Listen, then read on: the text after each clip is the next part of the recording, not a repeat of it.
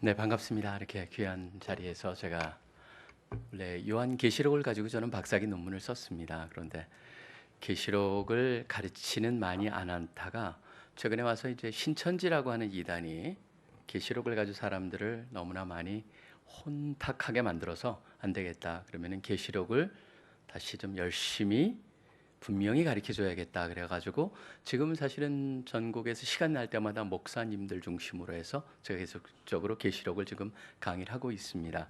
그래서 논문을 쓴 지는 제가 95년도에 졸업을 했고요. 그다음에 우리 간사들과 학생 리더들을 그 훈련을 시키기 위해서 제가 썼던 책 중에 하나가 바로 요한계시록 지금 여러분들이 갖고 계시는 거고 지금 상당히 많이 강의가 되어 있습니다. 근데 계시록을 제가 시작하면서 한 가지 참 저는 아이러니라고 생각을 합니다. 왜냐하면 계시록이라는 것 자체가 왜 사람들은 두려움을 갖고 있을까? 왜 그리고 계시록이 그렇게 이단들이 이렇게 사용하는 활용하는 책이 됐을까? 다양한 이유를 생각해 볼 수가 있을 텐데요. 그 중에 하나가 지금 첫 번째 이유일 것입니다. 잠깐 한번 보시죠.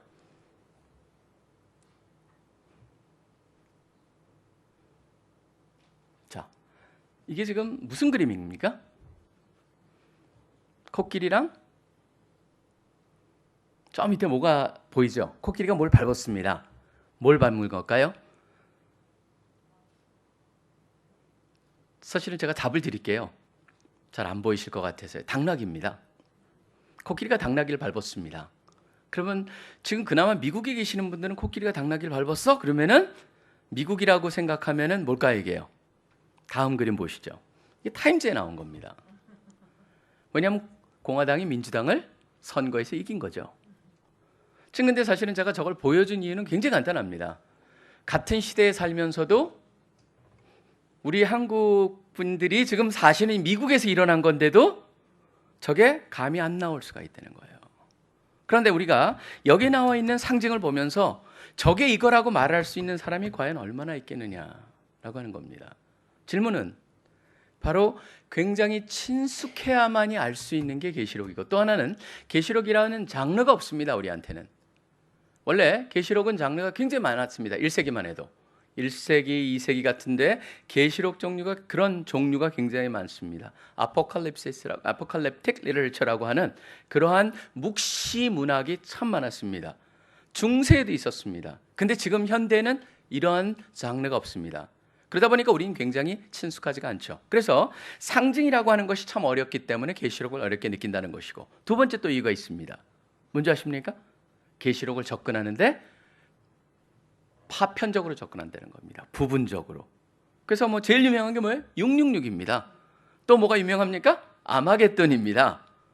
그러니까 계시록에서 보면 666이라는 아마겟돈 얘기가 나오는데 여러분 저는요. 그거를 잠깐 더 접어주시고 일단 계시록 전체 내용을 먼저 마음속에 딱 집어넣는 게 제일 첫 번째 해야 되는 겁니다. 마치 뭐와 같냐면 퍼즐 같습니다. 아이들한테 직접 퍼즐이라고 아이들한테 주면은 100피스, 200피스 맨 처음엔 몇 피스 안 될 때는요 그림 모르고도 끼다 보면 맞습니다. 근데 100피스 이상이 되면은 완성된 그림을 보지 않고는 그 피스가 어디 속했는지 절대 누구도 못 찾습니다. 바로 전체 큰 틀을 가지고 그 다음에 작은 것들이 어디에 속하는가를 알아야지만 우리가 제대로 볼 수가 있다라고 하는 것. 자, 그걸 생각해 본다면 그 다음에 아이러니가 생각이 납니다. 뭡니까? Revelation이라는 말은 헬라에 보면은 원래 거기는 아포칼립시스라고 되어 있습니다. 뭐냐? 아포칼립시스는 숨긴 게 밝혀졌다. 그러다 보니까 영어로 reveal이라고 하는 것에서 공사에서 명사형인 Revelation이라는 단어를 쓰고 있는 겁니다. 감춰진 게 밝혀진 겁니다. 근데 제일 어렵다고 생각을 해요. 그래서 저는 거기서 굉장한 아이러니를 느낍니다. 또 하나 특징이 있습니다. 사람들은 고린도전서나 후서 지금 뭐 공부를 여기서 최근에도 하셨다 그러니까 고린도전서나 후서를 갖다가 보면서 이거 편지지 그러면서 우리가 그래도 해볼 수 있어라는 생각이 있는데 계시록은 해볼 수 없을 것 같다는 생각을 갖는 게 왜 그럴까? 뭔가 그건 계시록에 대한 어떻게 보면 우리가 갖고 있는 잘못된 선입견이 있기 때문에 그렇다고 생각을 합니다. 자, 오늘은 그 선입견도 없애버리시고 편견도 없으시고 고정관념도 없이 우리가 한번 계시록을 접근해 보고자 합니다. 자, 다음 눌러주십시오. 왜 상징으로 가득할까? 보면은 저는 그 4차원 이상의 저세상. 지금 보면은요, 우주만 해도 지금 우주를 연구하는 분들이 지금 현재 11차원까지 있다고 사람들이 얘기합니다. 천문학자들이 11차원. 11차원을 만드신 하나님은 훨씬 더 고차원이겠죠. 근데 고차원인데 우리는 3차원에 살고 있습니다. 고차원에 그 하나님이 계시는 곳을 보고 왔을 때 3차원인 인간들한테 표현을 할 때는 뭡니까? 표현의 한계가 있을 수밖에 없다. 마치 아프리카에 있는 부시맨이 지금 여러분 댁을 방문하고 돌아가서 어떻게 에어컨과 냉장고와 마이크로웨이브 오븐이라고 하는 것을 설명을 할 수 있을까? 다 모든 거는 비유일 수밖에 없습니다. 그렇기 때문에 비유로 가득하다. 그러면은 그렇게 사용된 상징을 이해할 수 있을까? 이해할 수 있습니다. 우리는. 근데 우리의 20세기의 눈으로는 이해를 못합니다. 20세기나 21세기. 바로 그 당시로 가야 됩니다. 그리고 거기 나온 상징이 다 어디서 나왔을까요? 대부분 구약입니다. 왜 계시록을 어려워하는 줄 아세요? 우리가 구약을 모르기 때문입니다. 그 다음에 또 하나는 중요한 게 뭐냐면 구약과 외에 조금 외부에서 나온 게 하나 있습니다. 나중에 11장 정도 가서 한번 12장 정도 가서 살짝 볼 수가 있습니다. 그것만이 외부에서 온 거지 거의 성경 내부에 나와 있는 걸로 상징이 사용이 되고 있습니다. 자, 그러면 우리는 어떻게 이해해야 됩니까? 공부해야 됩니다. 공부하지 않고 자동적으로 이해할 수 있다? 저는 그래서 제일 위험한 사람들이 뭐냐면 그런 말이 있죠. 책 한 권 읽고 아는 척하는 사람들이 제일 위험하듯이 제일 위험한 사람이 누구냐 하면은 21세기의 눈으로 성경을 보면서 내가 읽고 이해할 수 있다라고 착각하는 사람들입니다. 왜냐하면 여기에 나와 있는 많은 것들은 그 당시의 문화와 언어와 그런 것들을 어느 정도 도움을 받지 않으면은 자기 멋대로 해석을 할 수가 있기 때문에 그렇습니다. 그래서 일단 계시록을 접근할 때는 특별히 우리가 덜 친숙한 거는 너무나 우리랑 동떨어진 장르와 상징들을 쓰고 있기 때문에 우리가 구약을 모르기 때문에 이해가 어렵다 정도. 그렇기 때문에 나도 계시록을 더 이해하기 위해서는 구약 공부를 해야 되겠구나. 그리고 그 당시 사람들의 생각을 알기 위해서 책 한 권 정도는 좋은 주석책이라든가 연구한 걸 한번 봐야겠구나 정도를 가지시고 본다면 계시록은 훨씬 이해가 편하실 겁니다. 자, 계시록은 하나님께서 알게 해주셨습니다. 1장 1절에 그렇게 말합니다. 천사를 보내서 알게 해주셨다. 근데 거기 알게 하시느라고 하는 단어가 저기 보면 뭐 제가 이제 영어로 풀어놨습니다. say minor라고 하는 단어를 쓰고 있는데 그게 그 say minor라고 하는 그 상징이라고 하는 단어 그 단어랑 연결이 되어 있습니다. 세메이언이라고 하는. 그렇기 때문에 상징적인 환상 이상을 통해서 진리를 나타내셨다. 자기가 본 것을 증거했다. 다음 넘기십시오. 그냥 빨리빨리 여기 넘어가죠. 그 다음에 저는요, 지금 여기 보면은 이걸 한번 보신다면 얼마나 정교하게 쓰여졌는 걸 볼 수가 있습니다. 계시록이요. 숫자가 4, 7, 10, 12가 굉장히 많이 반복이 됩니다. 단순하게 그냥 환상 보면서 받아 쓰거나 환상 보고 쓴 게 아니고요. 환상을 보고 와서 이거를 잘 전달하기 위해서 굉장히 묵상을 하고 썼다라는 증거가 상당히 많습니다. 사실은 흥미로운 게 뭔지 아십니까? 사실 계시록을 갖다가 헬라어로 읽다 보면은요, 문법이 굉장히 엉망인 것 같이 보입니다. 오히려 문법이 너무 틀려요. 영어로 보면은 마치 뭐가 같냐면 I does 뭐 이런 식으로 쓴 것 같아요. I'd가 아니고 막 그런 식으로 의도적으로 문법이 틀린 것 같이 해서 그럼 왜 틀렸을까? 그게 아니고요. 사람으로 하여금 문법을 틀리게 함으로써 마치 환상 중에 있는 것 같은 느낌을 갖게 하는 의도까지도 계시록 읽다 보면 느낄 정도로 그렇게 써져 있습니다. 그런데 그러면서 특별히 4라고 하는 건 땅의 숫자입니다. 땅하고 관계된 4자가 굉장히 많이 나옵니다. 그 다음에 3이라고 하는 건 하늘의 숫자입니다. 그렇기 때문에 삼위일체니 3이 연결이 되어 있습니다. 그래서 3하고 4를 더한 게 7이 하늘과 땅의 합에 따라서 온전한 숫자입니다. 7교회, 7영, 세 종류의 심판의 숫자도 7입니다. 복받은 자라는 표현도 7번이 나오고 어린 양인 단어도 7 곱하기 4, 28번이 나옵니다. 저 사람들은 수학을 그렇게 잘했을까? 무지무지 수학을 머릿속으로 잘했습니다. 우리가 못하고 있는 겁니다. 지금 나중에 여러분들이 666을 보시면은 라고 느끼실 수가 있을 겁니다. 우리는 계산기가 없으면 안 되고 요새 폰에 자기 집 전화번호까지 다 저장해 놓다 보니까 누가 변화가 어떻게 되냐 그러면은 그거 펼쳐보는 사람이 있습니다. 기억 안 나가지고. 근데 우리는 너무나 디지털 기기에 익숙한데 그분들은 그렇지 않다 보니까 숫자 개념도 굉장히 뚜렷합니다. 그 다음에 10이 있습니다. 10도 온전한 숫자입니다. 왜 그렇습니까? 7 더하기 3. 그래서 12,000 스테디언, 그 다음에 14만 4천도 뭐냐면 12 곱하기 10의 3승. 다 분해가 가능합니다. 그렇기 때문에 여러분들이 보신다면 왜 14만 4천일까를 생각하게 만듭니다. 왕들의 숫자도 그렇습니다. 그래서 온전한 숫자 12는 하나님의 백성, 또 온전함을 나타냅니다. 그러니까 24장로는 구약의 12, 신약의 12. 구약에는 하나님의 그 백성, 지파수, 신약에는 12 사도수 그래가지고 돼 있고 12문 12기 쳐서 이거는 뭐 그냥 제가 대강 나중에 볼 거기 때문에 넘어가겠습니다. 내용이 근거한 그 계시록을 한번 보겠습니다. 이걸 여러분들이 지금 이 강의를 제 오늘 강의 듣고 이것만 외우고 가시면 됩니다. 근데 강제로 외우실 필요가 없습니다. 하다 보면 저절로 연결이 되어 있습니다. 구조가 아주 잘 나와 있다는 겁니다. 구조가.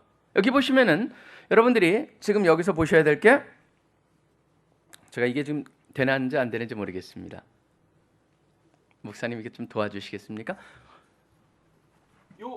이거를 보셔야 됩니다.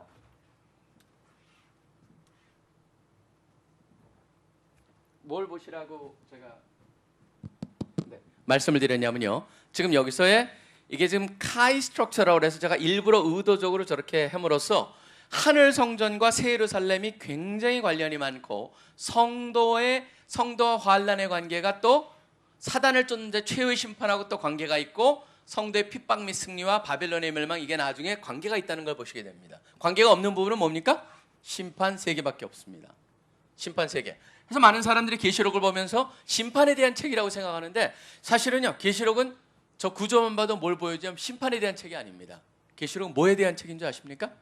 하나님께서 하나님의 백성을 모으시면서 하나님을 쫓지 않는 사람한테 끝까지 기회를 주시면서 하나님과 영원히 함께 살게 되는 새 예루살렘으로의 초대입니다.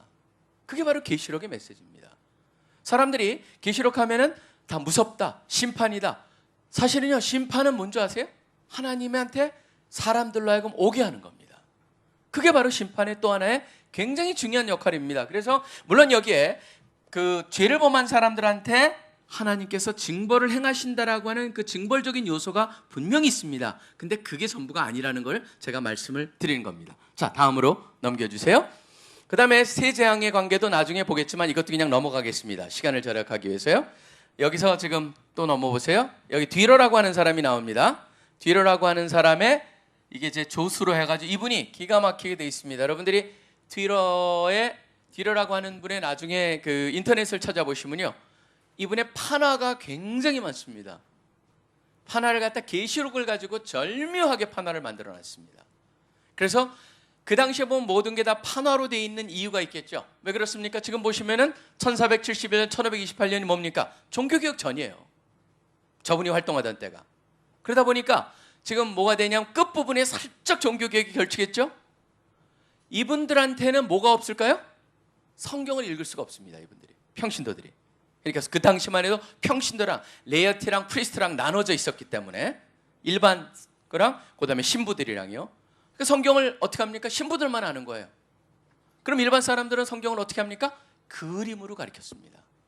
그렇기 때문에 이분의 판화를 보시면은 절묘할 정도로 문자적으로 그림을 그려놨습니다. 그래서 제가 조금 있다가 이분의 그 판화를 통해 가지고 여러분한테 기억력을 도와드리려고 합니다. 자, 다음 넘겨주십시오. 지금 첫 번째 서론 부분입니다. 자, 우리 성경으로 들어갑니다. 그렇습니다. 그건 놔두시고요. 제가 사인만 한번 보여주세요. 네, 서론 여기를 놔두세요. 자, 서론 부분입니다. 읽겠습니다. 자, 성경을 가지고 오셨죠? 자, 그러면 계시록을 펴주십시오. 시간이 가능하다면 전체를 다 읽어갈 겁니다. 왜냐면 성경을 같이 읽는 겁니다. 사실 성경을 이렇게 읽는 게 참 중요한 게요. 저는 지금 우리 교회에서 잃어버린 게 하나가 있습니다. 유대인들한테는 굉장히 중요한 전통이었는데 교회에서 잃어버렸어요. 그게 뭔지 아십니까? 성경을 공중 앞에서 같이 읽는 겁니다. 퍼블릭 리딩이라는 것을 잃어버렸어요.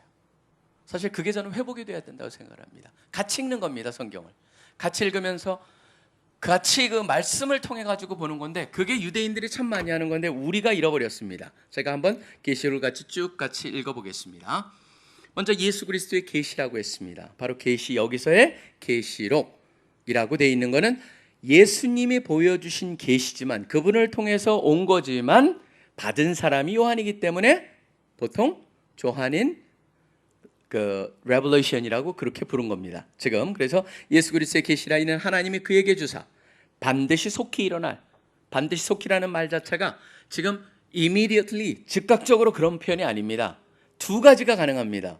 하나는 바로 눈앞에 일어날 때도 이 표현을 쓸 수 있지만, 또 하나는 시작을 하면은 전혀 지체 없이 일어난다라고 하는 그 표현이 가능합니다.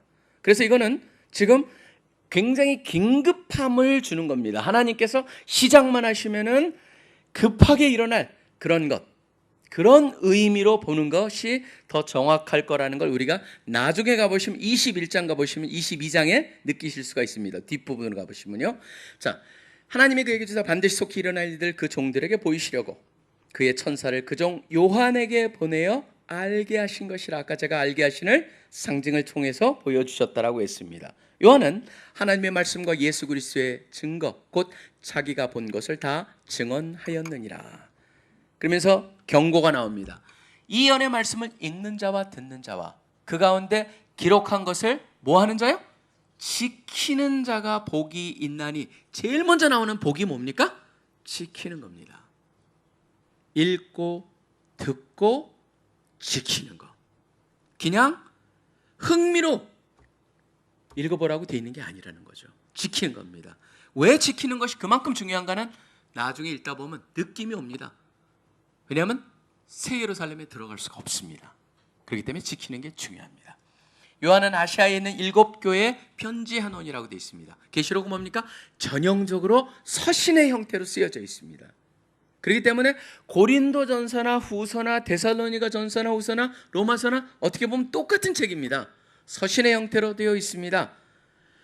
7교회, 아시아에 있는 7교회에 편지한다고 했습니다. 그러고 나서 인사가 나옵니다. 다른 편지도 마찬가지죠.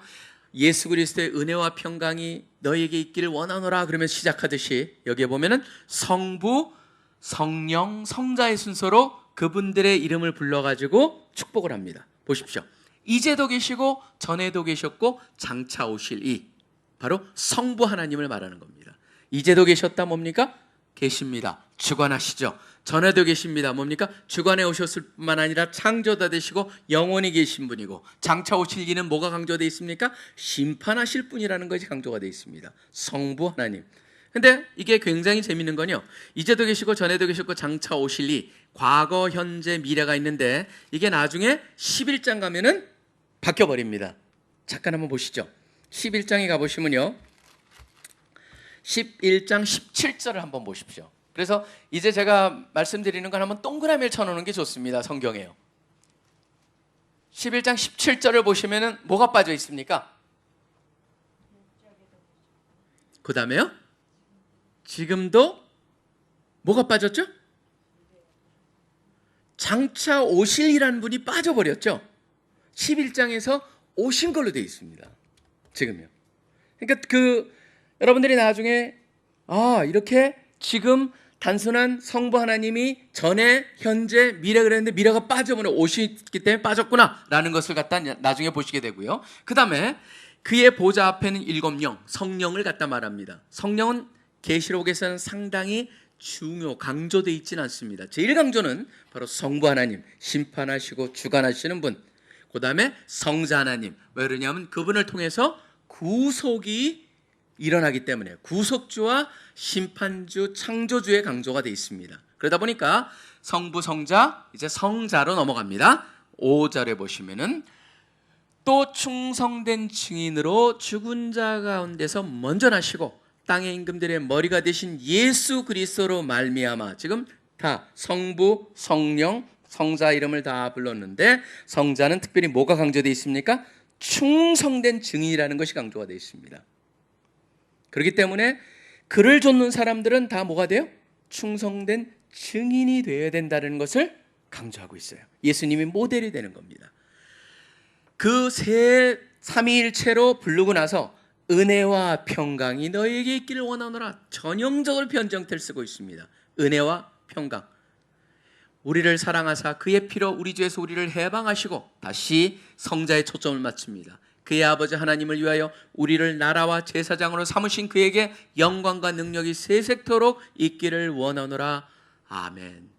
그러면서 인사 부분에서 얘기를 하고 나서 말씀하시죠. 볼저다 그가 구름을 타고 오시리라. 각 사람의 눈이 그를 보겠고 그를 찌른 자들도 볼 것이요 땅에 있는 모든 족속이 그로 말미암아 애곡하리니 그러하리라. 아멘. 7절은 뭘 얘기합니까? 예수 그리스도의 재림을 말해주고 있습니다. 초림과는 대조가 될 것이다 보여주고 있습니다. 초림 때는 초라하게 오셨습니다. 낮게 오셨습니다. 그런데 재림 때는 구름을 타고 오시고 모든 사람이 그를 볼 것이다라는 걸 강조하고 있습니다. 그리고 나서 8절에 보면은 굉장히 중요한 편 하나가 더해집니다. 성부 하나님이 말씀하십니다. 주 하나님이 이르시되 나는 알파와 오메가라. 뭡니까? 시작과 끝. 그럼 시작과 끝만 되느냐? 아니죠. 시작과 끝과 중간의 모든 것을 말할 때 쓰는 겁니다. 이 히브리 사람들이 말할 때 하늘과 땅 그러면 하늘과 땅만 얘기하는 게 아니라 하늘부터 땅까지라고 하는 모든 것을 언급할 때 쓰는 겁니다.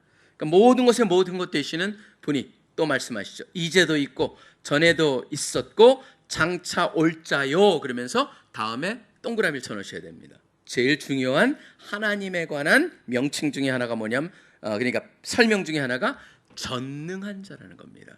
이게 굉장히 중요합니다. 왜 그러냐면 사람들이 우리 믿는 사람들이 계시록을 보면서 하나님의 심판에 대한 두려움을 갖습니다. 사단에 대한 두려움, 666에 대한 그런 두려움, 짐승에 대한 두려움. 계시록은 뭘 말하냐면 아무것도 아니다. 전능하신 하나님의 보호 속에 너희가 있다는 것이 철저히 강조되어 있어요. 그렇기 때문에 여기서 가장 중요한 단어 중에 하나가 저는 전능하신 자라고 하는 이 표현입니다. 그것을 우리가 온전히 이해하고 보셔야 됩니다. 이제 서론의 서문 부분이 끝난 겁니다. 지금 서문 부분이 지금 나온 겁니다. 자 보시면은 하나님으로 직접 받은 메시지입니다. 심각합니다. 3절에 보면 읽는 자와 듣는 자들과 그 가운데 기록한 것을 지키는 자들이 복을 받을 것이다. 7교회 반복이 됩니다. 나중에 보시면은 지키는 자, 이기는 자 그런 걸로 표현이 됩니다. 단순한 호기심에 대한 경고가 있습니다. 4절부터 6절까지는 삼위일체 소개가 있었죠. 성부 하나님은 전에도 계셨고 지금도 계시고 장차 오실리. 그 다음에 성령 하나님은 하나님 앞에는 7영 보좌 앞에, 그 다음에 성자 하나님은 충성된 증인이라고 되어 있는 그것. 예수 그리스도는 특별히 충성된 증인이라는 단어를 통해서 증인들이 따라야 될 본이 되시는 분이라는 것을 강조하고 있습니다. 자, 그리고 나서 9절로 넘어갑니다. 9절 넘어가시면은 나 요한은 너희 형제요 예수의 환난과 나라와 참음에 동참하는 자라. 하나님의 말씀과 예수를 증언하였으므로 말미암아 반모라는 섬에 있었더니 라고 되어 있습니다. 재밌는 건 뭐냐면 반모라는 섬입니다. 반모라는 섬에 다녀오신 분 계시죠? 반모섬 어떠셨던가요, 권사님? 멋지든가요? 돌섬이든가요? 네? 돌섬인데 그래도 굉장히 이쁘지 않나요? 이뻐요. 그래 사람들이 거기 가본 사람들이 뭐라 하냐? 아니 여기 유배지라서 굉장히 형편없는 곳인 줄 알았더니 의외로 이쁘다. 그래서 어떤 사람 중에 그 학자 중에 한 사람은 거기에 계시를 받으러 갔다고 주장하는 사람이 있습니다. 근데 전통적으로는 유배를 당했다라고 보는데 그 이유는 이 말씀 속에서 볼 수가 있습니다. 뭐라고 되어 있습니까? 예수의 환난과 나라와 참음에 동참하는 자라고 말하고 있습니다. 그렇기 때문에 요한 사도가 그곳에 간 것은 유배를 당했을 것이다 라고 보는 게 전통적인 견해입니다. 그곳에 유배를 당하고 있는 중이었습니다. 근데 10절에 보니까 주의 날이라고 되어 있습니다. 주의 날이 바로 뭡니까? 우리가 말하는 주일입니다. 저는 예수님께서 부활하셨던 증거를 사람들이 역사적인 증거, 과학적으로 부활이 증명이 되느냐. 여러분 과학이라고 하는 건 특징이 뭐냐면 반복이 되지 않으면 증거가 되지 않습니다. 증명을 할 수가 없습니다. 부활은 반복이 되지 않았습니다. 그렇기 때문에 과학적으로 접근한다는 것 자체가 어불성설입니다. 그렇다면 어떻게 부활을 증명할까요? 저는 부활의 가장 커다란 증거 중에 하나가 바로 주일이라고 생각을 합니다. 왜 그렇습니까? 유대인들은요 안식일을 위해서 목숨까지 버리는 사람들입니다. 근데 그런 사람들이 주일날 예배를 드리기 시작을 했어요. 그럼 뭘 말하는 겁니까? 특별한 일이 일어났다는 거죠. 저는 그래서 예수님이 어떤 사람이 부활을 왜 해서 어떻게 그걸 믿을 수 있어요? 그러면은 당신이 한번 이스라엘 한번 갔다 와봐.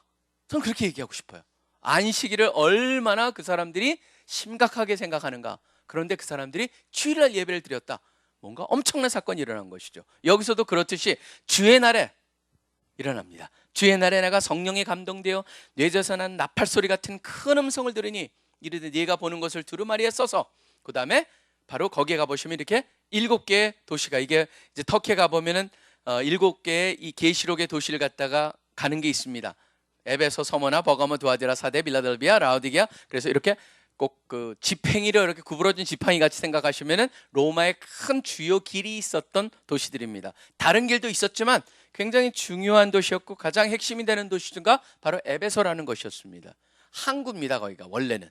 지금 가보면은 물이 없습니다. 왜냐하면 계속적으로 퇴적이 돼가지고 아주 멀리에 바다가 있는데, 바로 그 앞에 보면 사도 바울이 지나다녔던 그 돌 길이 그대로 남겨져 있습니다. 그게 바로 에베소부터 시작을 해가지고 배가 에베소에 도착하면은 그 에베소에다가 편지 떨어뜨리면 그 동네 보내주고, 그 다음에 이제 그 에베소 다음에 그 서머나, 버가모, 두아디라, 사데, 빌라델비아, 이렇게 라오디게아, 이런 식으로 거기다 하면 편지만 떨어뜨리면 그 주위에 조그마한 고을들로 편지가 꼭 배달될 수 있을 만한 그런 곳들의 7교회들을 선정을 합니다. 그리고 그곳에 보내라고 말합니다. 몸을 돌이켜 나에게 말하는 음성을 알아보려고 돌이킬 때 7 금촛대를 보았는데 라고 되어 있습니다. 촛대를 봤습니다. 촛대 사이에 인자 같은 이가 발에 끌리는 옷을 입고 가슴에 금띠를 띠고, 전형적인 대제사장의 모습입니다. 구약에서 나오는. 그의 머리와 털의 희기가 흰 양털 같고 눈 같으며, 이것도 참 재밌는 게 다니엘서 7장을 보시면, 다니엘서를 보시면은 바로 하나님을 묘사할 때 이렇게 나옵니다. 오래되신 분, 그런 걸 얘기할 때 바로 머리와 털의 희기가 흰 양털 같고 눈 같으며 그의 눈은 불꽃 같다. 이것도 다니엘서에 나옵니다. 불이 활활 타는 것 같다 라고 하는 그런 표현이 나오는데, 불꽃 같습니다. 뚫어보신다는 것이죠. 그의 발은 풀무불에 단련한 빛난 주석 같고 뭡니까? 심판자의 모습입니다.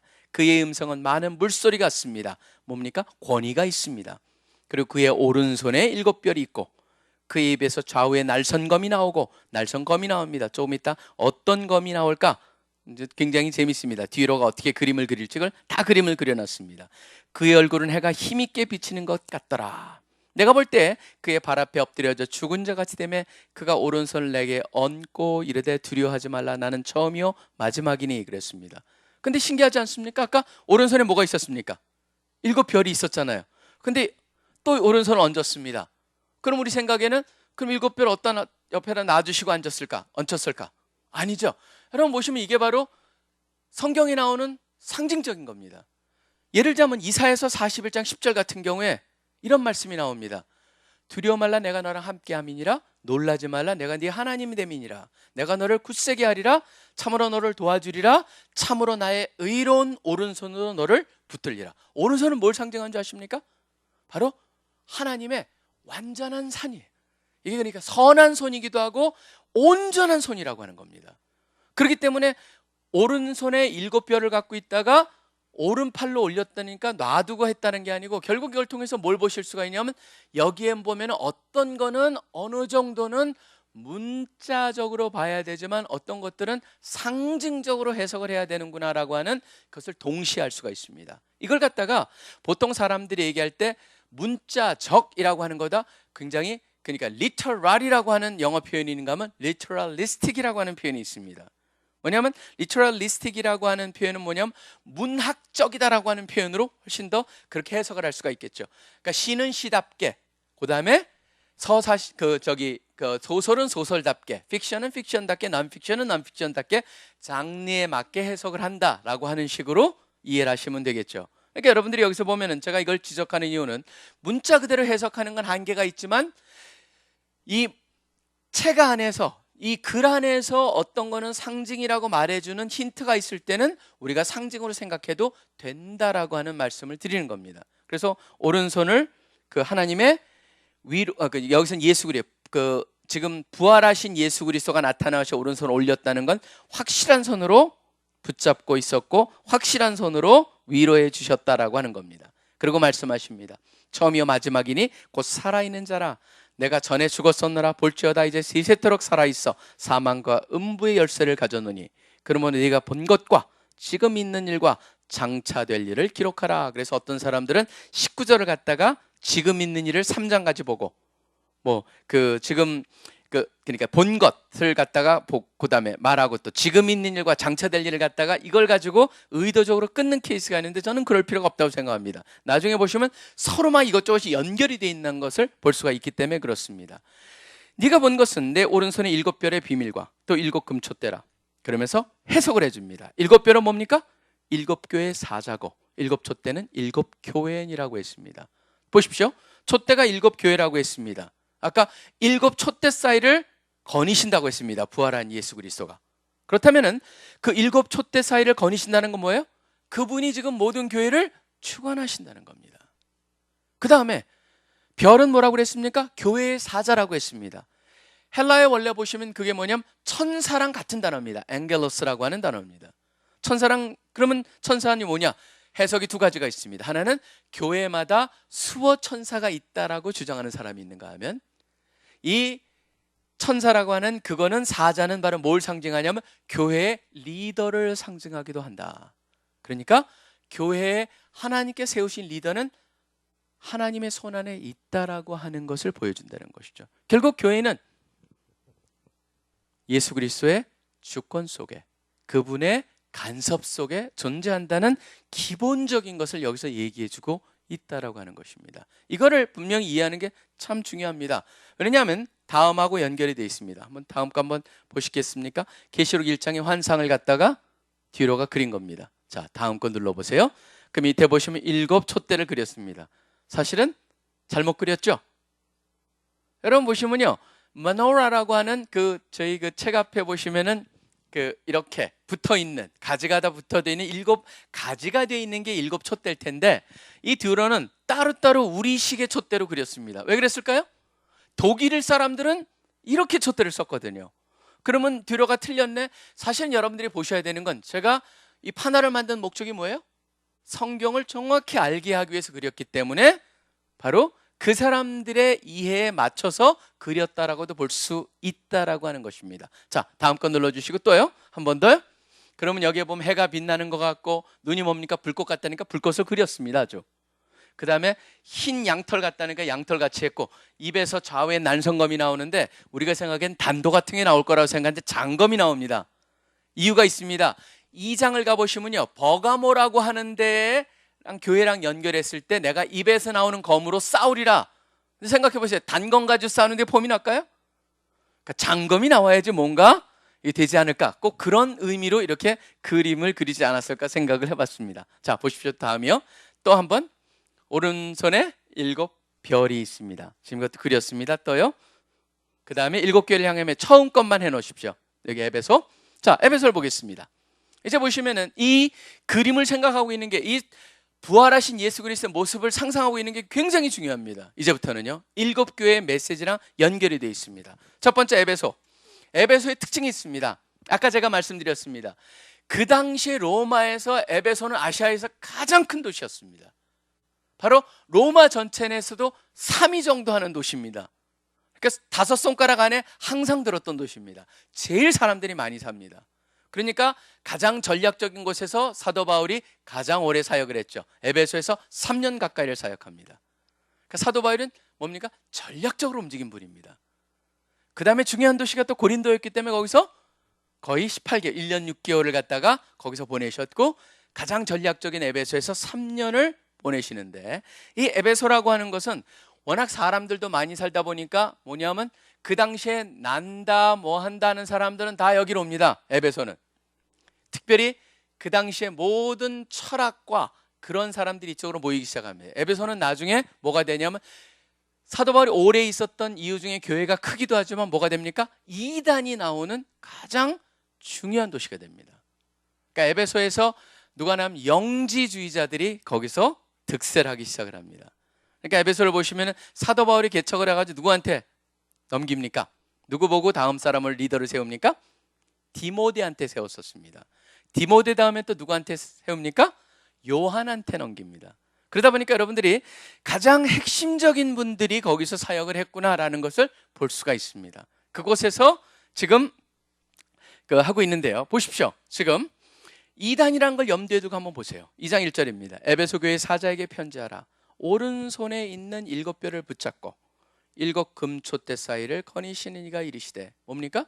지금 앞에 나와 있던 모습 중에 뭐가 강조가 되어 있습니까? 7 벼를 붙잡고 7 금촛대를 다니신다. 교회나 교회의 지도자는 누구의 손안에 있다는 거예요? 예수 그리스도 손안에 있다라고 하는 것을 얘기합니다. 그러고 나서 2절을 넘어갑니다. 내가 네 행위와 수고와 네 인내를 알고 또 악한 자를 용납하지 아니한 것과 자칭 사도라 하되 아닌 자들을 시험하여 그의 거짓된 것을 네가 드러낸 것과 또 네가 참고 네 일을 위하여 견디고 게으르지 아니한 것을 아노라. 2절과 3절은 뭘 얘기하는 겁니까? 지금 에베소 교회가 이단을 색출하고 판단하고 그 다음에 그들을 제한시키는데 굉장히 열심히 했다는 겁니다. 근데 보십시오. 이단이나 뭔가 자르고 그 다음에 분석하고 검증하고 그런데 하다 보면은 진리만을 추구하다 보면은 약해질 수가 있는 게 있습니다. 동전의 다른 면이라고 할 수 있는, 뭐가 약해질까요? 사랑이라는 것이 빠져버릴 수가 있습니다. 이 두 개는요, 동전의 양면입니다. 같이 가야 되는 거죠. 흥미로운 게 바로 여기에 있습니다. 에베소서를 잠깐 가보시겠습니까? 에베소를 가보시면 이미 사도 바울이 한 말씀 중에 4장 15절을 보시면은 굉장히 흥미로운 표현이 나옵니다. 영어 표현 같은 경우는 제가 가지고 있는 그 성경에서는 지금 먼저 한국말로는요, 4장 15절에 보시면 이렇게 되어 있습니다. 오직 사랑 안에서 참된 것을 하라고 그랬습니다. 근데 제가 가지고 있는 NLT에서는 We will speak the truth in love라고 말했습니다. 진리를 얘기하되 어떻게 해요? In love, 사랑 안에서. 사랑과 진리의 균형이 필요하다는 겁니다. 지금 에베소는 이단이 있었습니다. 그러다 보니까 이단을 염두에 두고 그를 싸웁니다. 싸우다 보니까 뭐가 식어져 버립니까? 사랑이 식어져 버립니다. 그래서 2장 4절을 보시면 그러나, 계시록으로 돌아옵니다. 그러나 너를 책망할 것이 있나니 너희 처음 사랑을 버렸느니라 라고 말하고 있습니다. 그러므로 어디서 떨어졌는지 생각하고 회개하여 처음 행위를 가지라. 만일 그리하지 아니하고 회개하지 아니하면 내가 네게 가서 네 촛대를 그 자리에서 옮기리라. 오직 네게 이것이 있으니 네가 니골라당의 행위를 미워하는도다. 니골라당은 정확히 누군지 모르지만 혼합 종교를 강조했던 그런 이렇게 하게 했던 무리라는 것을 나중에 버가모를 통해서 우리가 또 볼 수가 있습니다. 나도 이것을 미워하노라. 귀 있는 자는 성령이 교회들에게 하시는 말씀을 들을지어다. 그리고 나서 약속을 주시죠. 듣는 자, 그런 자는 어떤 걸 하냐면 이기는 그에게는, 그러니까 듣고 말씀을 듣고 지키는 그에게는 내가 하나님의 낙원에 있는 생명나무의 열매를 주워 먹게 하리라. 바로 모든 약속은 어디에 있냐면 새 예루살렘하고 연결이 되어 있습니다. 편지가 그렇게 되어 있어요. 지금 여러분들이 구절 보시면 어떻게 되어 있습니까? 부활하신 예수 그리스도의 모습의 일부를 가져와서 그 교회에 관계되는 것과 연결을 해가지고 경고를 하고, 그렇지만 마지막에 끝에는 항상 이기는 자는 책의 마지막에 있는 계시록 21장 22장에 나와 있는 새 예루살렘에 들어가는 축복을 주겠다라는 걸로 연결이 되어 있다는 겁니다. 그래서 에베소 교회는 바로 뭡니까? 저는 처음 사랑을 잃어버린 교회, 뭘 통해서 보냐면 예수 그리스도의 묘사를 통해서 우리가 연결해가지고 보면은 여러분들이 에베소는 이단하고 너무나 싸우다 보니까 사랑을 잃어버렸구나 라고 하는 것. 그래서 저는 이거를 갖다 에베소의 교훈은 뭔지 아십니까? 이겁니다. 우리가 분명히 옳고 그름을 가리는 것은 중요하나 하나님이 역사할 틈조차도 주지 않으면서 모든 것을 우리가 하려는 것은 교만이라고 생각을 합니다. 지금 한국 교회에서 가끔가다 그런 일이 일어납니다. 한국에 있는 교회에서 뭔가 잘못됐다 잘됐다 그러면 싸우기 시작을 하면요, 교회에서 한번 그런 것이 벌어지기 시작하면은 그 간격은 점점 더 벌어질 뿐이지 저는 거꾸로 아무는 케이스를 못 봤습니다. 그 안에 바로 뭐냐면 하나님이 역사하실 틈을 안 준다는 거죠. 여기서 지금 분명히 예수님께서 말씀하시는 거는 교회 가운데, 촛대 가운데 내가 다니신다. 뭡니까? 주관하신다는 겁니다. 그 다음에 별을 오른팔에 갖고 있다. 거기에 있는 리더도 저는 예수 그리스도 손 안에 있다. 그렇기 때문에 우리가 분명히 판단을 하고 해야 되지만 예수 그리스도가 역사하실 틈을 들여라라고 하는 게 에베소의 교훈이라고 생각을 합니다. 다음에 두 번째 보겠습니다. 두 번째 보시면 서머나 교회라고 하는 곳입니다. 서머나라고 하는 곳은 지금 이제 이즈미어라고 하는 굉장히 이스밀이라고 하는 굉장히 큰 도시입니다. 그래서 사실 여기에 보면 하나도 남아있는 게 없습니다. 서머나 교회의 증거가 거대한 도시가 나왔기 때문에 어떤지는 우리가 상상을 하기가 힘이 드는데요. 여기 서머나 교회는 내용상으로는 흥미롭습니다. 서머나는 게 뭘로 유명하냐면은 역대 가장 유명한 순교자가 나온 곳입니다.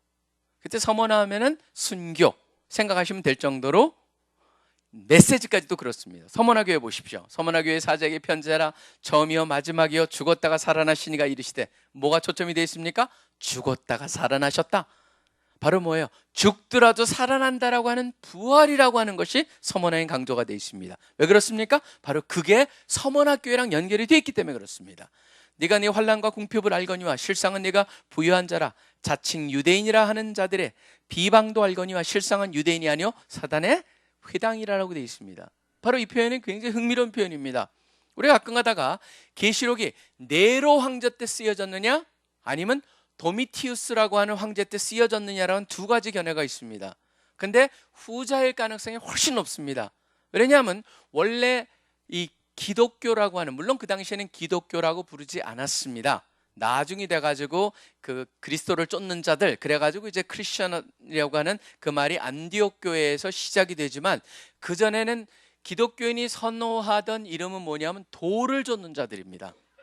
사실은 여러분들이 굉장히 재미있는 게요, 우리가 지금 쓰고 있는 것 중에서 우리가 선택하지 않아서 원래 조롱거리로 됐던 게 우리가 지금 쓰고 있는 게 두 가지가 있습니다. 하나는 뭐냐면 크리스천이라는 단어입니다. 그것도 뭐냐면 그리스도를 쫓는 자들, 그런 겁니다. 거기 보면 약간 조롱 같은 게 담겨 있습니다. 또 다른 게 한 점 뭔지 아십니까? 개신교라는 표현이 그렇습니다.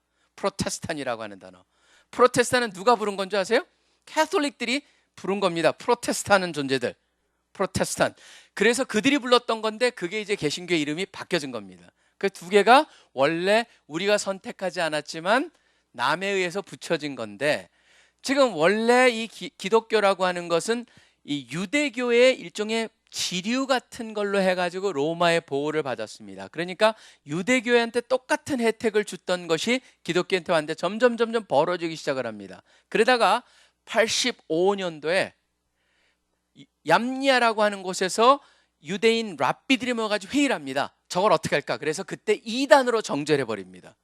2단으로 정제를 하면서 뭐라 하냐면 바로 거기에 18th 베네딕션이라고 맨날 이 사람들이 축복 기도가 있는데 그 중에 들어간 게 뭐냐면 저들을 저주하심으로 우리를 축복해 주시옵소서라고 하는 저주의 문구가 들어갑니다.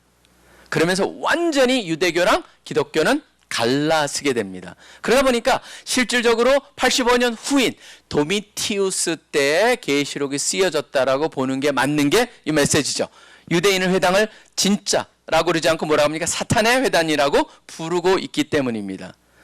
이제 그걸 갖다 얘기하면서 바로 그들이 그 앞장을 섰다는 거죠. 너는 장차 받을 고난을 두려워하지 말라. 볼지어다 마귀가 장차 너희 가운데서 몇 사람을 옥에 던져 시험을 받게 하리니 너희가 10일 동안 환난을 받으리라. 네가 죽도록 충성하라. 그리하면 내가 생명의 관을 네게 주리라. 그러면서 나중에 이제 나오는 게 바로 생명관하고 연결해가지고 귀인인 자는 성령이 교회들에게 하시는 말씀을 들을지어다. 이기는 자는 둘째 사망의 해를 받지 아니하리라. 그러면서 둘째 사망 얘기가 나옵니다. 이게 뭘까? 나중에요, 여러분이 둘째 사망이란 건 20장이 가면 나옵니다. 20장이 나오는데 둘째 사망에 참여하지 않는 사람만이 21장에 시작되는 새 예루살렘에 들어갈 수가 있습니다. 그렇기 때문에 그것도 새 예루살렘하고 연결이 되어 있습니다. 여러분 보시면 성경이랑 이렇게 되어 있습니다. 처음에 읽으면 이게 뭐지? 동그라미를 놔뒀다 하는 물음표를 놔두셨다 쭉 읽다 보면 저기 나왔었네. 아, 이게 이거구나. 그러면서 또 읽다가 아, 그렇구나. 그러고 다시 돌아가서 또 읽으면서 아는 상태로 물음표가 없어집니다. 그리고 좀 더 분명한 이해를 갖습니다. 그러면 다시 반복해서 읽고 또 읽고 또 읽게 돼 있는 게 바로 성경입니다. 그래서 저는요, 여러분이 성경이 어렵다라고 말씀하시기 전에 먼저 제가 권해드리고 싶은 거는 성경 전체를 못하더라도 계시록도 10번만 먼저 무조건 읽고 나서 그 다음에 성경을 이렇게 보시면은 어렵지 않습니다. 보이기 시작을 합니다. 연결이 되기 시작을 합니다. 문제는 뭐냐면 우리가 읽지 않는 거예요. 우리가 읽는 건 대부분의 분들이 언제 읽습니까? 주일날 설교 본문 읽는 게 전부일 때도 있습니다. 그래가지고 성경이 이해된다라고 누가 생각한다면 그거는 완전히 말이 안 되는 거죠. 읽어야만이 알 수가 있습니다. 지금 여기서도 마찬가지입니다. 지금 둘째 상황이 뭐지? 나중에 보게 됩니다. 자, 서머나 다음 눌러주세요 한번요. 현재 이즈밀이라고 하는 다른 그 도시인데 역사적으로 폴리카프라고 하는 유명한 분의 순교주입니다. 서머나는 그 꾸중이 하나도 없습니다. 칭찬만 있습니다. 핵심은 뭐냐면 순교에 대한 부활의 약속입니다. 사실은 꾸중이 없다 보니까 7교회 중에서 2교회는 꾸중이 없습니다. 좀 이따 또 보실 텐데 필라델피아라고 하는 교회도 꾸중이 없습니다. 그래서 제일 선호하는 교회 이름 중에 하나가 필라델피아 교회입니다. 근데 서머나는 상대적으로 적습니다. 왜 그럴까요? 순교랑 연결이 되어 있기 때문에. 그러니까 교회 이름은 좀 부담스럽죠. 그래서 사실은 서머나라는 곳이 칭찬을 받았음에도 불구하고 성경 속에 서머나 교회로 하는 데가 잘 없습니다. 저기 LA에도 있었는데 조금 잘 나가다가 조금 어려움을 겪게 되고 이상하게 서머나는 조금 어렵습니다. 지금까지는요. 서머나 하면은 여러분들이 생각하시는 게 순교다. 네. 저희가 지금 새로 교회를 찾아서 이사가는 곳이 서머나입니다. 아, 그렇습니까? 근데 서머나가 이제 크리스탈로 바뀌는 거 아니에요? 그렇죠? 그 참 재밌네요. 하여튼 그래서 서머나를 갖다 제가 이런 그 가끔가다 농담같이 이렇게 던지는 건 여러분의 기억에 남게 하려고 합니다. 그래서 에베소라고 하는 교회는 이단, 서머나 교회 하면은 순교. 그렇기 때문에 앞에 예수님의 부활하신 예수의 모습이 어떤 게 강조되어 있는가. 그 다음에 재밌는 게 바로 버가모라고 하는 겁니다. 여러분 보시면 버가모라고 되어 있는데 버가모는 굉장히 또 특이한 게 있습니다. 그리스는 어디나 신이 있는데 치유의 신이라는 게 있습니다. 치료하는 신. 그래서 치유의 신은 뭐가 상징이냐 하면 뱀입니다.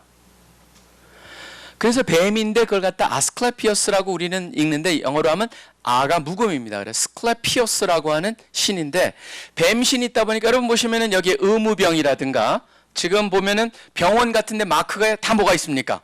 뱀이 그려져 있습니다. 사실은 그리스 문화를 정확히 이해 못하고는 서양을 갖다 이해할 수가 없습니다. 여러분이 파리에 가셔도 에펠탑 보시잖아요. 에펠탑 거기 보면 여자가 하나 그려져 있습니다. 누구냐 하면 바로 나이키입니다. 그러니까 니케라고 하는 승리의 여신이에요. 어디나 다 이 완전히 문화 속에 이 그리스 문명으로 쩔어져 있다고 생각하시면 됩니다. 그렇기 때문에 어떤 사람이 지난번에 이렇게 뱀이 그려져 있으니까 그 모세의 노뱀 아니냐. nonsense. 그렇게 그거는 그렇다면 성경이 얼마나 영향을 줬겠으면 얼마나 좋겠습니까? 그게 아니고 바로 이 치유의 신이라고 하는 건데 이 사람들이 신전을 만듭니다. 각 도시마다 신을 하나씩 섬기는데 도시의 수호신이 있습니다. 그래서 에베소 같은 알테미스라고 하는 아데미란 신의 신전이 엄청난 게 있어가지고 7대 불가, 고대 7대 불가사의 중에 하나가 에베소에 지금도 기둥 하나가 남아있습니다. 에베소 가면은 얼마나 컸을까 상상이 갈 정도인데 그게 바로 거기에 있고 버가모는 뭘로 유명했냐면 바로 치유의 신이라고 하는 스클레피오스라고 하는 신한테 드렸던 신전 중에 가장 커다란 게 버가모에 있었습니다. 상징이 뭐라고요? 뱀이에요. 그렇기 때문에 여기 버가모를 얘기하면서 어떻게 여러분이 보시기 바랍니다. 자, 보세요. 신기한 표현이 나오죠. 버가모 교회 사자에게 편지하라.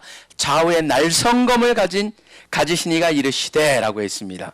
좌우의 날성검은 뭡니까? 입에서는 날성검입니다. 말씀으로 싸우시겠다는 거죠. 그런데 네가 어디에 사는지를 내가 아노라 그러면서 거기는 뭐가 있다고 그래요? 사탄의 권자가 있다고 그래요. 여러분 사탄의 권자가 왜 버가모에 있습니까? 이상하지 않습니까? 바로 버가모가 자랑하는 가장 커다란 치유의 신의 신전이 있는 곳이에요. 치유의 신이 상징이 뭐예요? 뱀이에요. 나중에 12장에 가보시면 뱀 얘기 나오면서 옛뱀, 사탄이고 마귀라는 얘기가 거기에 나옵니다. 분명히. 바로 옛뱀 뭐예요? 창세기 3장에 등장하는 그 뱀을 말하는 거죠.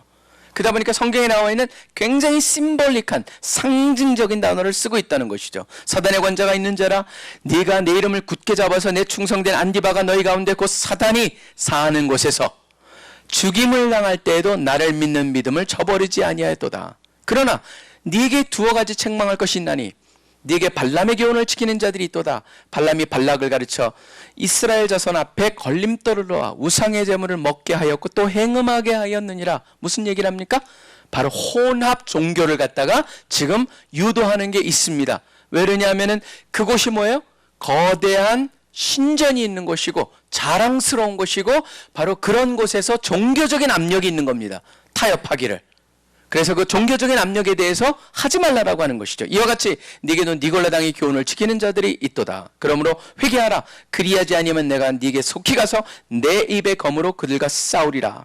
귀 있는 자는 성령이 교회들에게 하시는 말씀을 들을지어다. 이기는 그에게는, 그러니까 아까 말씀드렸던 지키는 자, 말씀을 지키는 그에게는 내가 감추었던 만나를 주고 또 흰돌을 줄 터인데 그 돌 위에 새 이름을 기록한 것이 있나니 받는 자밖에는 그 이름을 알 사람이 없느니라. 흰돌의 상징은 그 당시에 흰돌이 크게 두 가지로 쓰였다고 알려져 있습니다. 하나는 뭐냐면 재판관이 재판장에서 마지막에 흰돌을 주는 것은 무죄를 상징하는 것이고 또 흰돌에는 어딜 들어갈 때 입장권으로 쓸 수 있는 그런 것. 그렇기 때문에 여기서는 후자가 더 맞겠죠. 새 예루살렘에 들어갈 수 있는 이름이 적혀 있는 바로 그곳에 들어갈 수 있는 그것을 주시겠다는 거죠. 그 다음에 여기 다음 눌러주세요. 여기 이게 바로 스펠링이 이렇게 됩니다. 이걸 스클레피오스라고 하는데 아스클레피오스라고 한국 사람들은 많이 읽습니다. 스클레피오스라고 하는 신전이 있었던 곳이죠. 바로 그런 곳에서 종교적인 압력과 타협을 요구하는 분위기 속에서의 경고. 그 다음에 다음 거는 두아디라입니다. 두아디라 하면은 딱 떠오르는 한 분이 있죠. 성경에 나오는. 그렇죠. 자주장사 루디아가 떠오르시죠. 바로 두아디라는 뭘로 유명하냐면 수공업으로 아주 유명한 도시입니다. 근데 아까 말씀드렸습니다. 어디나 신이 있습니다. 수공업을 하기 때문에 뭐가 있습니까? 동업조합이 있습니다. 동업조합마다 조합을 지켜주는 신들이 있습니다. 그렇기 때문에 그곳에서는 또 뭐가 있습니까? 그곳에서 장사를 하고 이윤을 하기 위해서는 어떻게 해요? 타협을 또 해야 됩니다. 상업적인 타협, 그 압력이 있을 수 있고 타협을 일어날 수 있기 때문에 거기에 대한 경고다라고 보시면 좋을 것 같습니다. 두아다라 교회 사자에게 편지하라. 그의 눈이 불꽃 같고 꿰뚫어 보시는 거죠. 그 발이 빛난 주적과 같은 하나님의 아들이 뭡니까? 심판하시는 그분이 이르시되 내가 네 사업과 사랑과 믿음과 섬김과 인내를 아노니 네 나중 행위가 처음 것보다 많도다라고 칭찬을 하십니다. 그러나 네게 책망한 일이 있노라. 자칭 선지자라는 여자 이세벨을 내가 용납함이니. 이세벨은 구약에서 뭡니까? 또 타종교를 가져와서 혼합종교로 만드는데 앞장섰던 여왕입니다. 그러다 보니까 바로 여기서도 혼합종교죠. 용납함이니 그가 내 종을 가르쳐 꾀어 행음하게 하고 우상의 제물을 먹게 하는도다. 또 내가 그에게 회개할 기회를 주었으되 자기 음행을 회개하고자 하지 아니하는도다. 볼지어다 내가 그를 침상에 던질 터이요. 여기서 보면 데스베드라고 하는 이제 죽어가는 그런 침대에 던진다는 거죠. 또 그와 더불어 간음하는 자들도, 그러니까 종교적인 간음을 말하는 것이죠. 만일 그의 행위를 회개하지 아니하면 큰 환난 가운데 던지고 또 내가 사망으로 그의 자녀를 죽이리니 모든 교회가 나는 사람의 뜻과 마음을 살피는 자인 줄 알지라. 그러니까 꿰뚫어 보신다는 겁니다. 내가 너희 각 사람의 행위대로 갚아주리라. 두아디라에 남아있어 이 교훈을 받지 아니하고 소위 사탄의 깊은 것을 알지 못하는 너희에게 말하노니 다른 짐으로 너희에게 지울 것은 없노라. 다만 너희에게 있는 것을 내가 올 때까지 굳게 잡으라. 이기는 자와 끝까지 내 일을 지키는 그에게 만국을 다스리는 권세를 주리니. 만국을 다스리는 권세가 무엇일까? 20장이 되면은 또 표현이 나옵니다. 그가 철장을 가지고 그들을 다스려 질그릇 깨트리는 것과 같이 하리라. 나도 내 아버지께 받은 것이 그러하느니라. 내가 또 그에게 새벽별을 주리라. 귀인인 자는 성령이 교회들에게 하시는 말씀을 들을지어다. 그러면서 두아디라도 끝이 납니다. 두아디라는 바로 여기가 다양한 동업조합이 있는 곳입니다. 경제적 압력으로 인해서 타협이 가능한 곳. 바로 그렇기 때문에 경고가 진리와 사랑, 그 다음에 순교, 그 다음에 여기는 종교적 압력, 그 다음에 상업적 압력에 대한 타협을 경고하고 있죠. 그 다음에 다섯 번째 교회가 바로 사대라고 하는 곳입니다. 사대 아마 그 터키에 나중에 가보시면요. 사대라고 해서 사람들이 보여줍니다. 그리고 가는데 그곳은 사대가 아닙니다. 그건 굉장히 나중 사대입니다. 원래 사대는 산 꼭대기에 있습니다. 그래서 거기 가보면 이렇게 교회터 같은 데 데려가가지고 거기서 예배해보고 그러는데 이렇게 보시면 저 산 꼭대기에 터키 기가 막 펄럭이고 있습니다. 근데 그 산이 굉장히 깎아지릇한 곳입니다. 근데 그곳이 왜 거기서 살기 시작을 했냐면 한쪽이 깎아지르한 절벽이고 그러다 보니까 이쪽 반대쪽만 경계를 하면은 안전한 곳이었습니다. 그래서 역사상 거기가 2번인가 함락을 당하는데 2번 다 예외 없이 어디서 함락당하냐면 이쪽 절벽으로 기어 올라와 가지고 함락을 당하는 케이스들이 있습니다. 사실 사대는요 흥미로운 게 뭐냐면 바로 사대의 그 역사적 상황과 연결해서 메시지를 주고 있습니다. 뭐냐면 섰다고 생각하는 자는 넘어질까 두려워하라는 겁니다.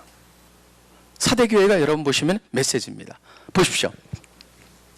사대교회 사자에게 편지하라. 하나님의 7영과 7뼈를 가지신 이가 이르시되 내가 네 행위를 아노니 네가 살았다는 이름을 가졌으나 죽은 자로다. 딱 옵니다. 안전해? 전혀 그렇지 않아 라고 하는 말씀. 너는 일깨어 그 남은 바 죽게 된 것을 굳건하게 하라.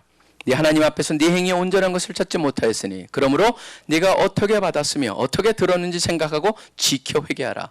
만일 일깨지 아니하면 내가 도둑같이 이르니. 역사 속에서 배우는 겁니다. 영적 방심이 바로 역사 속에서 방심이 이들을 무너뜨렸듯이 영적인 방심이 이들을 무너뜨리게 할 수 있다.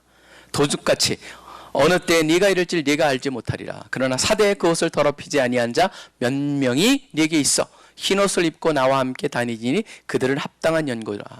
그러면서 이기는 자는 이와 같이 흰옷을 입을 것이요. 그리고 흰옷이란 얘기가 나옵니다. 근데 이게 흰옷이 여기에는 안 와닿습니다. 왜냐하면 좀 이따 보면 뭐라고 그러는지 아십니까? 어린 양의 피에 그 옷을 빨아 희게 됐다라는 표현이 나중에 더해집니다. 바로 여기서 흰옷은 그냥 흰옷이 아닙니다. 바로 예수 그리스도의 피로 구원을 받은 자라고 하는 의미라는 것을 나중에 우리가 알게 됩니다. 내가 그 이름을 생명책에서 결코 지우지 아니하고 그 이름을 내 아버지 앞과 그의 천사들 앞에서 시인하리라. 귀 있는 자는 성령이 교회들에게 하시는 말씀을 들을지어다. 그러면서 사대 얘기를 합니다. 눌러주세요. 요충지로서 역사적으로 경험한 군사적 방심, 즉 영적 방심에 대한 경고가 바로 사대 교회를 향해서 주어지고 있습니다. 그 다음에 빌라델비아는 또 꾸중이 없는 곳입니다. 사실은 빌라델비아가 제일 교회 이름으로 선호되는 이름 중에 하나입니다. 왜 그럴까요? 아주 좋아하는 스타일이죠. 보십시오.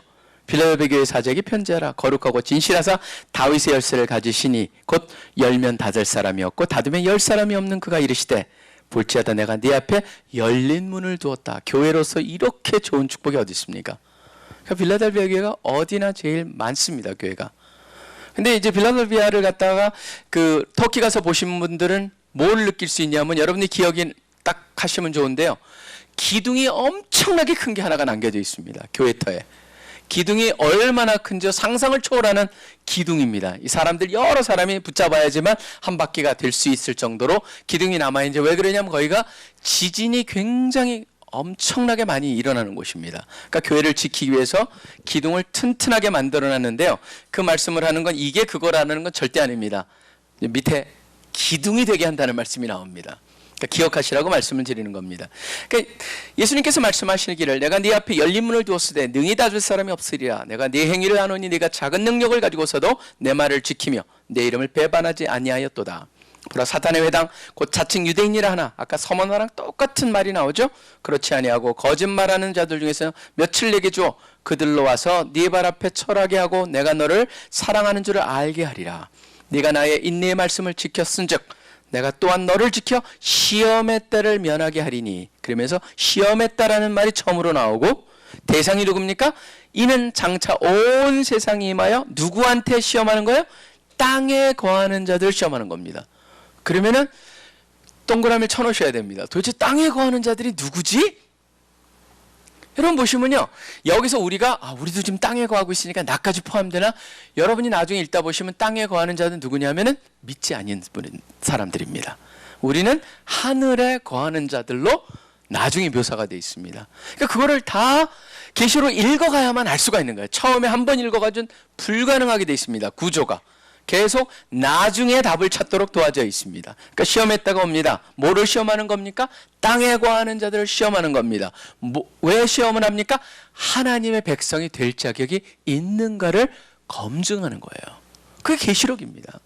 계시록 끝에 갔을 때 새 예루살렘에서 하나님의 얼굴을 보면서 그분하고 영원히 살 것이다. 거기에 들어갈 수 있는 사람을 고르는 작업이 바로 계시록에 나와 있다는 겁니다. 내가 속히 오리니 네가 가진 것을 굳게 잡아 아무도 네 멸류관을 빼앗지 못하게 하라. 이기는 자는 내 하나님 성전에 뭐요? 기둥이 되게 하리라. 그러면서 빌라델비아 교회는 떠오르실 때요, 기둥 큰 것만 생각해 놓으시면 나중에 가셨을 때 그럴 거야. 아, 이거였구나. 금방 아실 수가 있습니다. 그 정도로 엄청난 기둥이 거기 남아 있습니다. 기둥이 되게 한다고 그랬습니다. 하나님의 성전에 그가 결코 다시 나가지 아니하리라.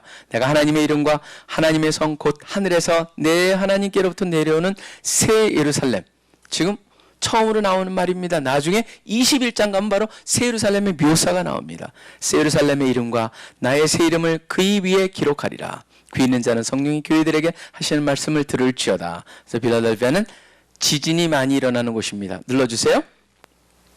사대가 가까웠던 겉으로 보기엔 매우 초라한 교회지만 열린 문을 두었다라고 해서 서머나랑 같이 축복을 하는 곳입니다. 그 다음에 7번째 있습니다. 라오디게아.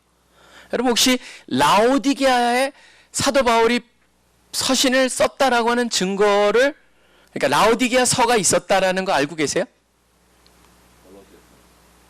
그렇죠. 지금 골로새서에 나오는데 왜 그걸 사람들이 모르냐면요, 우리는 서신을 읽으면서 뭘 안 보냐면 본론만 읽으려고 하는 경향이 있습니다. 인사 부분에 다 중요하게 나와 있습니다. 자, 한번 보시죠. 골로새서 가보시면요, 골로새서 가보시면 라오디게아서가 있었다라고 하는 증거가 나옵니다. 한번 가보시죠. 그래서 참 이게, 저는 이걸 갖다 여러분들이 보시면 끝에 인사 부분을 자세히 보시면은 아, 여기에 되게 뭐가 많네 라고 느끼실 텐데요. 자, 4장으로 가보시면은 인사 부분입니다. 끝부분 13절을 가보시면요, 골로새서 4장 13절, 제가 가지고 있는 성경 328페이지입니다. 자, 조금만 힘을 내십시오. 3장까지만 하고 나서 쉴 겁니다. 자, 13절에 보시면은 여기서 그가라고 시작합니다. 보시면 이게 에바브라를 말합니다. 에바브라가 너희와, 그러니까 골로새 사람들이죠, 너희와 라오디게아에 있는 자들과 또 어떤 도시가 나옵니까? 히에라볼리에 있는 자들 위하여 많이 수고하는 것을 내가 증언하노라. 이 세 고을이, 마을이 같이 다 인접되어 있는 곳이었습니다. 에바브라가 이 세 곳을 다 사역을 했습니다. 여러분 이걸 기억하는 게 굉장히 중요합니다. 골로새, 라오디게아, 히에라볼리가 바로 세 개가 있었다. 히에라볼리는요, 원래 헬라어로 보면 히에라가 태양입니다. 볼리는 폴리스라고 하는 그 도시를 말합니다. 태양의 도시입니다. 온천으로 유명한 곳입니다. 여기가. 그 세 도시를 갖다 같이 얘기하면서 제가 아까 말씀드린 라오디게아서는 어디 나오냐면 16절에 나옵니다. 이 편지를 바로 골로새서죠, 너희에게서 읽은 후에 라오디게아인의 교회에서도 읽게 하고, 바로 이웃이 되기 때문에 돌려서 읽으라는 거죠. 또 라오디게아로부터 오는 편지를 너희도 읽으라, 그렇게 되어 있습니다. 그렇지만 우리 성경의 일부는 아닙니다. 그래서 라오디게아서가 있었다는 것을 여러분이 아실 수가 있겠죠. 자, 그렇기 때문에 제가 여기서 이제 말씀드리는 것, 중요한 거는 라오디게아에서 있다 없다가 아닙니다. 세 도시가 인접되어 있다는 겁니다. 어디? 라오디게아랑 골로새랑 히에라볼리가 세 개가 가까이 있다는 겁니다. 그걸 이해하실 때 라오디게아 교회를 향해서 하는 말씀이 와닿습니다. 보십시오. 라오디게아 교회.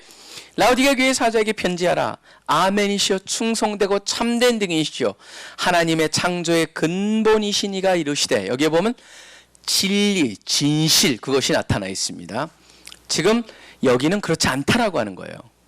지금 라오디게아는 내가 네 행위를 아노니 네가 차지도 아니하고 뜨겁지도 아니하도다. 이게 굉장히 흥미롭습니다.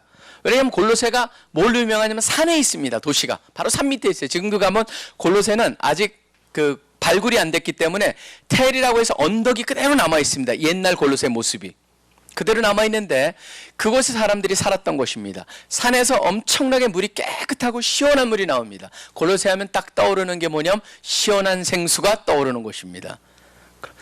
아까 히에라볼리는 뭐라고 그랬습니까? 온천이라고 그랬습니다. 거기는 뜨끈뜨끈한 곳입니다. 거기가 지금 파무칼레라고 해가지고 그 터키 선전할 때 굉장히 멋지게 막 이렇게 물 흘러내리고 그러는 로마의 유명한 온천터가 지금도 그대로 남아 있습니다. 대단한 곳입니다. 거기가. 그게 바로 히에라볼리인데요. 그곳에 뜨거운 물이 나옵니다. 골로새는 차가운 물이 나옵니다. 근데 라오디게아는 약점이 하나가 있습니다. 골로새는 차가운 물로 유명하고 히에라볼리는 뜨거운 물로 유명한데 그 사이에 있는 라오디게아는 수원이 없습니다. 물이 자체적으로 공급이 안 되고 멀리서 물을 가져와야 됩니다. 그러다 보니까 물이 라오디게아에 도착하는 즈음에는 물이 뭐 어떻게 됩니까? 미지근합니다. 물이. 그러니까 너희는 차지도 뜨겁지도 않아요. 물이. 그 영적 상태가 똑같다는 겁니다. 지금. 그러면서 그 다음에 뭐라고 하냐면 네가 차든지 뜨겁든지 하기를 원하노라. 이게 바로 여기서 포인트를 제가 정확히 하셔야 됩니다. 가끔가다 이런 설교를 하죠. 이런 가르침이 있습니다. 뭐냐면 믿든가 안 믿든가 제대로 해라. 절대 성경에서는요. 안 믿든가는 나오질 않습니다. 무슨 말이냐면 차갑거나 뜨겁거나 라는 말은 뭐예요? 쓸모가 있으라는 말이죠. 그러니까 골로새 물과 같이 차가워서 목이 마를 때 마시면 갈증을 해소해 주거나 그 다음에 뜨겁던 건 뭐예요? 삭신 쑤신 사람이 갔을 때 그 삭신 쑤시는 걸 도와주는 온천물과 같은 그 물이 되거나 유용하라라고 하는 거죠. 너희들은 유용하지 않다는 겁니다. 그렇기 때문에 지금 뭐예요? 내가 보기엔 너희 물 같구나. 그런 거죠. 네가 이같이 미지근하여 뜨겁지도 아니하고 차지도 아니하니 내 입에서 너를 토하여 버리라. 마치 뭐 같습니까? 너희도 한번 목이 마를 때 니네한테 막 도착한 물 마셔봐. 토하고 싶지. 그게 내가 지금 너희들 향해서 느끼는 느낌이란다라고 말씀하고 계시는 거죠. 라오디게 가보시면요. 지금 터 보시면 놀랄 정도로 넓습니다. 터가. 그리고 가보시면 거기에 남아있는 발굴되어 있는 것들을 보면요. 얼마나 이 사람들이 잘 살았는 걸 볼 수가 있습니다. 왜 그러냐면 라오디게아에서는 여기서는 유명한 검은 양모로 천을 만듭니다. 그리고 안약이 아주 유명한 곳이었습니다. 이 두 가지가 라오디게아의 특징이었어요. 자 보십시오. 뭐라고 하는지. 그래서 사람들이 거기 물이 없으므로 살았는데 네가 말하길 나는 부자라. 부여하여 부족한 것이 없다 하나 네 곤고한 것과 가련한 것과 가난한 것과 눈먼 것과 벌거벗은 것을 알지 못하는도다. 뭡니까? 니네들이 잘 산다고 생각해? 니네들이 양모로 좋은 옷을 만든다고 생각해? 니네들이 그 유명한 안약으로 자랑해? 너희는 근데 실질적으로 눈이 멀은 거야. 영적으로 보면 벌거벗은 거야. 곤고한 거야. 가난한 거야. 부족한 거야. 그러면서 18절에 내가 너를 권하느니 내게서 불로 연단한 금을 사서 부여하게 하고 흰 옷을 사서 입어 벌거벗은 수치를 보이지 않게 하고 안약을 사서 눈에 발라보게 하라. 여러분 저는 라오디게아 교회를 보면서요. 뭐를 이렇게 하면 현대교회가 라오디게아 교회 같지 않나라고 하는 가장 가까운 모습이 아닐까. 왜냐면 어떤 분이 그런 얘기를 하더라고요. 교회를 보면서도 교회 운영이 되는 것을 이렇게 보면서 어떤 신학자가 이런 지적을 했습니다. 교회 운영에 하나님이 간섭하실 영역이 얼마나 있게 놔두는가. 하나님이 없어도 우리가 잘 운영할 수 있다라고 하는 그런 것들의 생각이 현대 교회 또 현대 크리스천들한테 너무나 많이 침투되어 있는 것이 아니냐. 지금 여기서도 마치 그런 것 같습니다. 잘 살고 부요하고 그렇지만 그 교회를 향하여서 가련하고 벌거벗었고 눈멀었다라고 말씀하시는 예수님의 말씀이 우리가 바로 혹시라도 우리가 다 할 수 있다라고 생각하는 것이 아닐까 생각을 하게 합니다. 그러면서 무릇 내가 사랑하는 자를 책망하여 징계하노니 그러므로 네가 열심을 내라 회개하라. 그러면서 볼지어다 내가 문 밖에 서서 두드리노니 누구든지 내 음성을 듣고 문을 열면 내가 그에게로 들어가 그로 더불어 먹고 그는 나로 더불어 먹으리라. 이기는 그에게는 내가 내 보좌에 함께 앉게 하여 주기를 내가 이기고 아버지 보좌에 함께 앉은 것과 같이 하리라. 그러면서 여러분들이 동그라미를 치셔야 됩니다. 무슨 단어에? 보좌라고 하는 단어. 왜냐하면 그 보좌에 같이 앉는다는 게 무슨 의미일까? 여러분 이게 4장에 나옵니다. 어떤 보좌인지. 그렇기 때문에 여러분들이 이게 중요한 키워드가 됩니다. 귀 있는 자는 성령의 교회들에게 하시는 말씀을 들을지어다. 라오디게아 눌러주세요. 히에라볼리와 골로새 사이에 있는 수원이 없던 도시입니다. 그들의 영적인 상태가 꼭 그들한테 도달하는 물과 비슷했다. 그렇기 때문에 유용함이 없었다라고 하는 것이 7교회의 특징을 제가 말씀드렸었죠. 시작을 할 때 항상 처음에 나타난 부활하신 예수 그리스도의 모습과 그 교회의 문제와 그 다음에 이기는 자는 꼭 어디랑 연결이 되어 있습니까? 새 예루살렘하고 연결이 되어 있는 축복으로 구조가 7개가 되어 있다라고 하는 겁니다. 브레이크를 갖기 전에 잠깐 다음 그림 한번 보여겠습니다. 이게 바로 에베소에 있는 그 스클레피오스라고 하는 상입니다. 여기 보면 이렇게 말아 올라가는 게 이게 이제 그 에베소에서 구경 나중에 가보시면요. 쭉 가다 보면 그냥 사람들이 마구 뛰어가는데 왼쪽 편에 있습니다. 그래서 많은 사람이 지나치는 것입니다. 이게 바로 그 스클레피오스 상입니다. 근데 스클레피오스는 신전인데 그 신전이 그 당시에 지금까지 알려진 게 250개가 넘는 게 알려져 있습니다. 제일 큰 게 버가모에 있었는데 거기는 흔적은 없습니다. 지금 그 흔적이 남아있는 게 어디 있냐면 고린도에 가면은 그 스클레피오스 신전 밑에서 발견된 게 있습니다. 뭐냐면 안 믿는 사람 여기 아픈 사람들이 거기 가서 그 스클레피오스 상한테 그걸 했잖아요. 이제 고쳐달라고 고침을 받으면은 그 고침 받은 부위에 똑같은 거를 본을 떼 가지고 다 신한테 바쳤습니다. 그게 바로 지하실로 들어갑니다. 그 신전 밑에서 그런 게 다 발견이 됩니다. 그 발견된 거 일부가 고린도 교회에서 있습니다. 다음 거 한번 눌러주세요. 이게 고린도 거기에 있는 고대 고린도입니다. 거기 가보면 박물관에 이런 게 있습니다. 쭉 사람 다리통 해가지고 여기에 보면 소다리, 말 발굽까지 쫙 있습니다. 위에 보면 뭐가 있습니까? 성기가 있습니다. 보시면 고린도는 뭘로 유명합니까? 여러분 저기에 보면 남자 성기도 보여요. 가보시면요. 고린도는 뭐가 유명했냐면 바로 고린도에 가보시면 저 뒤에 시시푸스 산이라는 게 있습니다. 그 산 위에 뭐가 있었냐? 아프로디테 신전이 있었습니다. 아프로디테는 나중에 비너스라고 로마에 와서는 바뀌죠. 아프로디테 뭐냐? 여신이고 거기에는 종교 창녀가 기록해 보면 1000명 정도가 있었다고 합니다. 고린도는요 기가 막힌 곳입니다. 여러분이 나중에 고린도를 보시면 고린도가 바로 유럽에서 고린도로 와가지고 배를 갖다가 거기다 이제 나중에는 지금은 운하가 돼 있죠.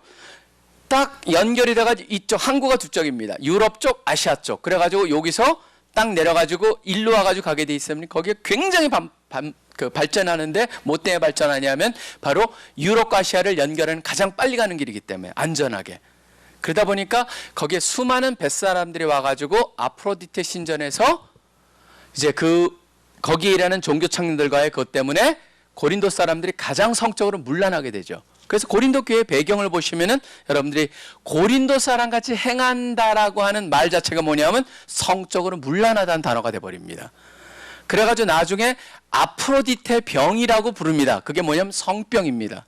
여기에 보면은 저도 가봤는데 기가 막히게 저런 걸 했다 뒤에 전시가 돼 있습니다. 거기에 보면. 그래서 이게 지금 고린도에만 있었던 것이 아니고 버가모에도 있었을 터인데 틀림없이. 근데 그 전에 오래전에 무너졌기 때문에 찾을 수가 없는 것이죠. 그래서 제가 이거를 보여드린 이유는 바로 버가모라고 하는 곳에 바로 사탄의 권자가 있었다라고 하는 것, 그게 아스클레피오스라고 하는 치유의 신하고 연결이 되어 있다는 것을 여러분이 알게 드리고, 그 다음에 그곳에는 자기가 고침을 받은 부위를 저렇게 본을 떠가지고 그 신한테 바쳤던 모습들의 증거가 남아있다는 걸 보여드리기 위해서 제가 한 겁니다. 지금 1장부터 3장까지 봤습니다. 서론이 나오고 바로 서론 부분에서 지금 서문에서 나와 있고 그 다음에 부활하신 그리스도 그 모습이 2장과 3장에 나와 있는 7교회 그 앞쪽에 나오고 본론이 나오고 결론은 항상 21장, 22장을 바라보고 있다. 그게 바로 여러분이 1장부터 3장까지 요약을 제가 해드리고 쉬었다가 돌아와서 4장부터 또 시작을 하겠습니다.